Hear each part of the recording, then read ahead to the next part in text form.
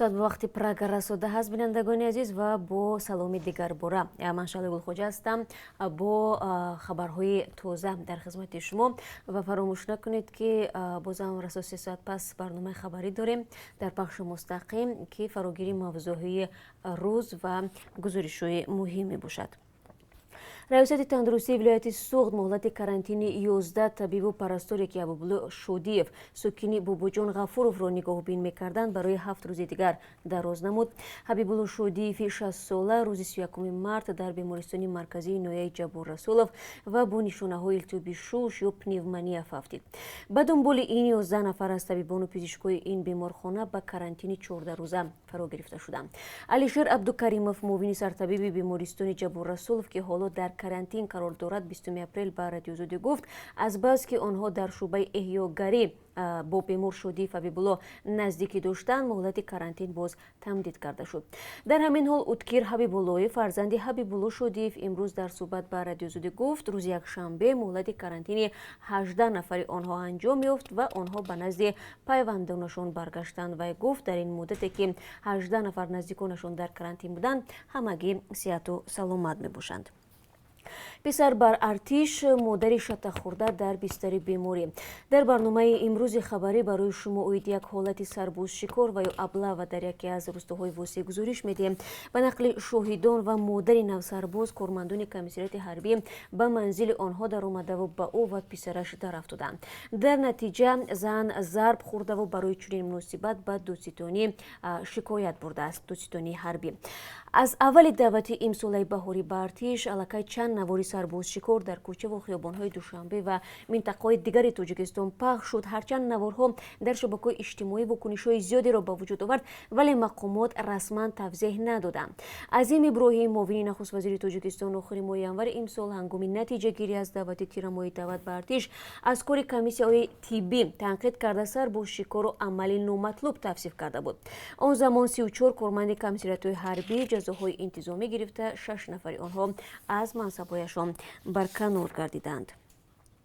Як рӯи 13 нафари сиркбозони Русия бо тақрибан 30 ҷонвар дар Душанбе дармонданд. Онҳо моҳи феврал барои ҳунарнамоӣ дар гӯшаҳои Тоҷикистон ба кишвар омада ба сабаби баста шудани марзҳо натавонистанд берун раванд. Аз сӯи дигар барои ғизои ҷонваронашон онҳо мушкил доранд. Ин сиркбозон мегӯянд чанд дафъа ба сафорати Русия дар Тоҷикистон муроҷиат карданд вале ҳанӯз кӯмаке нагирифтанд.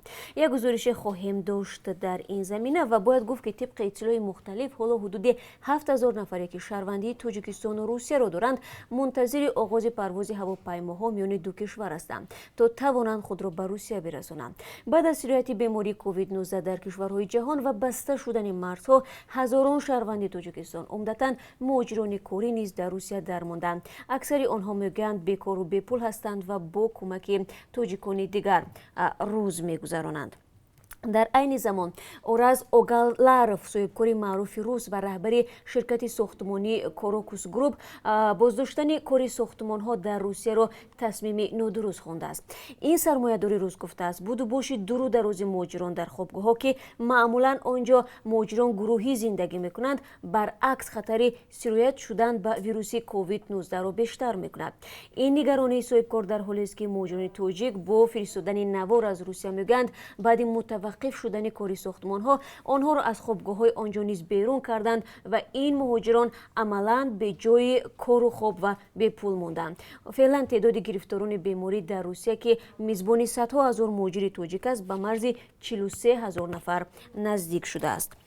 Мария Захарова намояндаи расмии вазорати корҳои хориҷии Русия мегӯяд Русия ба Ӯзбекистон дастгоҳҳо ё тестҳои ташхиси вируси коронаро тақдим кардааст. Ин нави тестҳоро пештар президенти Беларус Александр Лукашенко танқид карда буд. Захарова гуфт тақдими дастгоҳҳои ташхиси вируси корона ба Ӯзбекистон бо ҳадафи пешгирӣ аз вабо сурат гирифтааст. Намояндаи вазорати корҳои хориҷии Русия ҳамчунин гуфт ки ба Беларус ҳамчунин дастгоҳҳо тақдим шудааст. Ин дар ҳолест ки Александр Лукашенко президенти Беларус пештар аз ин гуфта буд дастгоҳҳои ҳолатҳои русии ташхиси вируси корона танҳо дар 30% ҳолатҳо натиҷаи дақиқ медиҳанд. мақомоти русия рӯзи 18 апрел дар посух ба танқидҳои лукашенко гуфтанд тестҳои русӣ нисбати дастгоҳҳои хориҷӣ бартарӣ доранд. ба гуфтаи мақомдорони русия дастгоҳҳои ин кишвар қодиранд ҳатто гирифторони бидуни аломатҳои зоҳирии вируси коронаро шиносоӣ кунанд. дар беларус беш аз 4500 ҳолати гирифторӣ ба вируси корона сабт шудааст. аз ин шумора 42 нафарашон фавтиданд ва бояд гуфт ки қаблан русия ба тоҷикистон низ 20 000 тестҳои ташхиси вируси коронаро фиристода буд. ва бинандагони азиз, шумо субҳи имрӯз дар бораи гарон шудани нархи картошка дар бозорҳои тоҷикистон барои мо зиёд навоштед.